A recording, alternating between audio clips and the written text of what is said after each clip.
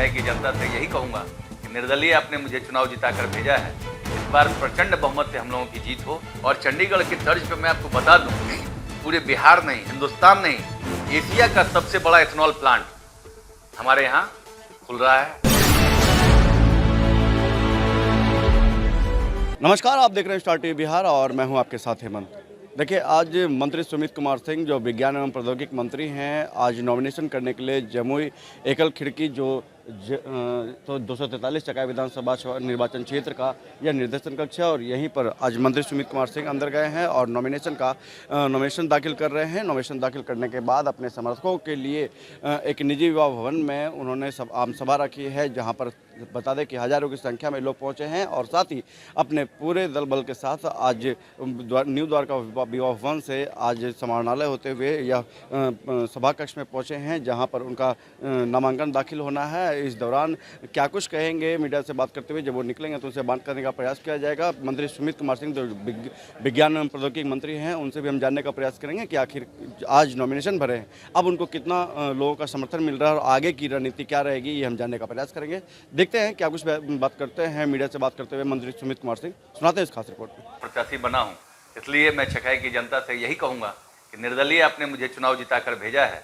इस बार प्रचंड बहुमत से हम लोगों की जीत हो, बस यही मैं कामना करूंगा, ताकि उससे हमारे नेता का भरोसा और मुझ पर अधिक प्रगाढ़ हो। जिस तरह से पिछले बार 243 विधानसभा में इकलौता निर्दलीय विधायक था, क्या ये उम्मीद किया जाए कि इस बार 243 विधानसभा में सबसे ज्यादा जीत का अंतर आप ही का होगा? देखिए, उम्मीद तो मैं यही करूंगा और हमारी क्षेत्र की जनता भी यही प्रयास कर रही है, क्योंकि मेरी क्षेत्र की जनता, वो जनता मैं नहीं मानता, वो हमारे परिवार के सदस्य हैं। चुनाव पर मुख्य मुद्दा क्या होगा?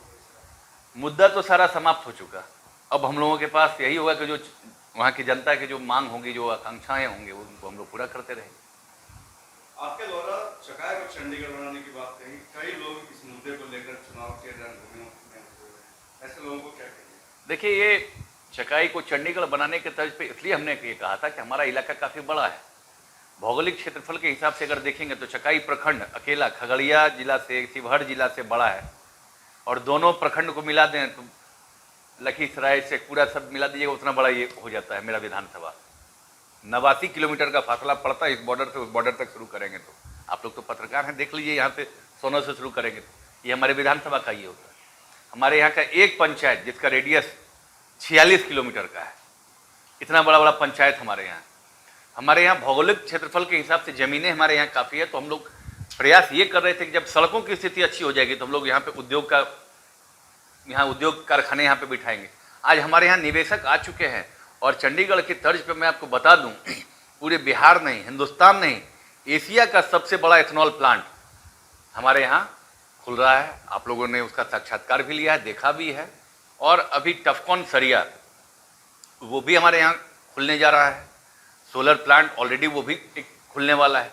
उसके अलावा कई एक जो उद्योग हैं, कई उद्योग घराने हैं, औद्योगिक घराने वालों से, निवेशक हैं, उनसे हमारी बात चल रही है। इस चुनाव के बाद आप देखिएगा, क्योंकि जैसे ही वो कंटिन्यूटी देखेंगे, तुरंत देखिएगा नए निवेशक और पहुंच जाएंगे।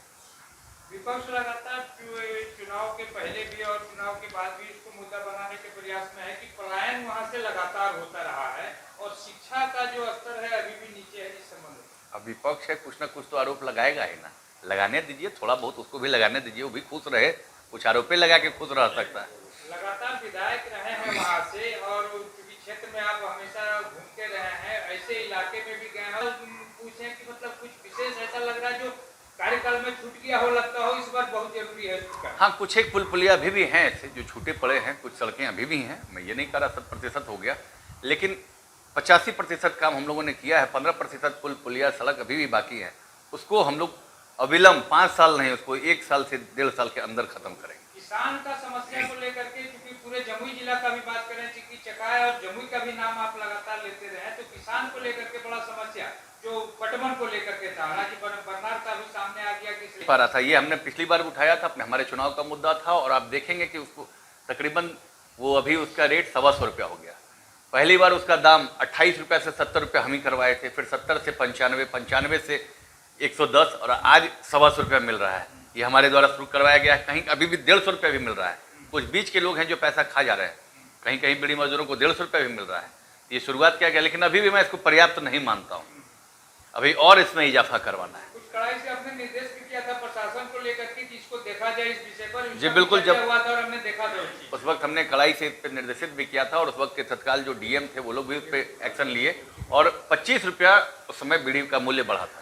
हम लगातार इस क्षेत्र में गए भी थे आपके क्षेत्र में, तो जो बीड़ी मजदूर को लेकर के है, जो और भी उसके साथ मूलभूत समस्या। देखिए, रोजगार और कृषि के मामले में हम लोग की हरित क्रांति तो ऐसे भी आएगी, क्योंकि अभी आप चकाई विधानसभा के किसी भी इलाके में चले जाएं, सड़कों पे चलते रहिएगा। पत्रकार बंधु, आप लोगों से मैं खुल के बोल रहा हूँ, ये आपके इसमें रिकॉर्ड हो रहा होगा। जब आप सड़कों पे चलेंगे तो आपको रास्ते के किनारे आहार पोखर जरूर नजर आता रहे। ये चकाई में इस साल आपको नजर आ रहा होगा, पिछली साल आपको नजर नहीं आ रहा होगा। ये इस साल आप जा रहे होंगे घूमने। 500 से अधिक आहार पोखर और चेक डैम का टेंडर हुआ है। ये सिर्फ इस 5 वर्ष में ये संभव हो पाया। उसके पहले जो हमने किया वो अलग किया। 500 से अधिक आहार पोखर और चेक डैम हो जाने का मतलब कि अब हमारे पास जल संचय हो रहा है, जिसके कारण हमारे जमीन में खेती बढ़ गई। आप देख लीजिए, धान का पैदावार हमारे यहाँ बढ़ गया, गेहूं का पैदावार इस बार से बढ़ जाएगा हमारे इलाके में। हमारा इलाका सिर्फ लहरी, कुर्सी ये सब लगा करता था चकाई में। अब देख लिए धान का पैदावार, गेहूं का पैदावार और धीरे धीरे वो सारे पैदावार वहाँ पे उपलब्ध होंगे। बरनार जलाशय भी हो जाएगा। सिर्फ बरनार जलाशय की योजना के पूर्ण होने से 6 प्रखंड यहाँ के लाभान्वित होंगे, जमुई जिले के 10 में से 6 प्रखंड। कभी आप निर्दलीय प्रत्याशी के रूप में भी जीत रहे थे, तो अब का जो जीत होने वाला है, क्या पुराने रिकॉर्ड को तोड़ेगा? देखिए, ये तो बस वहाँ की जनता तय करेगी कि क्या रिकॉर्ड बनने वाला है, और हमारे नेता का भी यही निर्देश है कि रिकॉर्ड बना के आओ। एनडीए और इंडिया का लगातार आप घमासान चल रहा है और विपक्ष में तीसरा विकल्प भी है और एक निर्दलीय भी आपके सामने खड़ा है। कैसे मानते हैं पूरे चुनौती को, आखिर से कैसे आगे बढ़ेगा? देखिए, एनडीए तो पता है, इंडिया का पता नहीं। इंडी गठबंधन जो ये लोग कह रहे हैं, इंडिया गेट हम लोग जानते हैं, इंडी गठबंधन का नहीं पता।